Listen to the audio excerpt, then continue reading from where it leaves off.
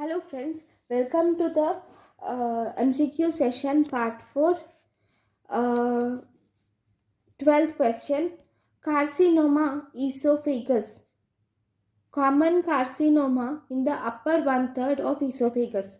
See, the whole esophagus can be divided into 3 parts. Upper one-third, middle one-third and lower one-third.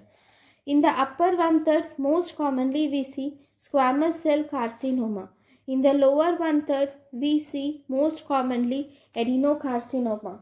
So the most common cancer in the upper two-third, not just in the upper one-third, but even in the upper two-third is squamous cell carcinoma. Most common cancer in the lower one-third is adenocarcinoma. Then most common type of cancer in the world and also in India is squamous cell cancer. Most common cancer in Western countries is adenocarcinoma. We will see options. Carcinoma, common carcinoma in the upper one-third of esophagus is squamous cell carcinoma. Then next question 13. Borjeev syndrome is spontaneous rupture of which part of esophagus? Borjeev syndrome is, what is Borjeev syndrome? Borjeev syndrome is spontaneous rupture of esophagus, especially in the lower end of esophagus when one vomits against the closed glottis. Okay, if the patient vomits with closed glottis, then there is increased pressure leading to rupture of esophagus, which is called as Borjeev syndrome. So Borjeev syndrome is due to rupture of lower part of esophagus.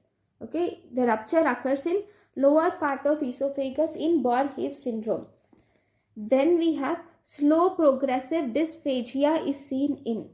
Slow progressive dysphagia is seen in achalasia cardia. So in the options, in achalasia cardia, we see slow progressive dysphagia. Whereas cancer esophagus, we see rapidly progressive dysphagia is seen in cancer esophagus. In diffuse esophageal spasm, you see intermittent dysphagia is seen in diffuse esophageal spasm. Obviously, in malignant diseases, you see rapid progressive dysphagia. So, in these options, slow progressive dysphagia is seen in achalasia cardia. If there are non-progressive dysphagia also, non-progressive dysphagia is seen if there is any strictures. Because strictures, there is no progression, so that is non-progressive dysphagia. Then the next question here is, a patient complains of dysphagia, bad breath, regurgitation of food he had 3 days ago.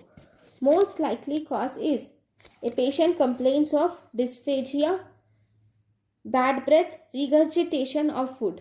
Here the triad of dysphagia, then there is bad breath and regurgitation of food. This is the triad which is seen in Zenker's diverticulum. So in Zenker's diverticulum, you see dysphagia, which is the most common symptom. This is also associated with halitosis, that is bad breath and regurgitation. All this occurs due to the stagnation of food in the diverticulum. The treatment is, it can cause diverticulectomy. The treatment of this Zenker's diverticulum is diverticulectomy, or you can do Dolman's operation. Thank you guys for watching my lecture. Thank you.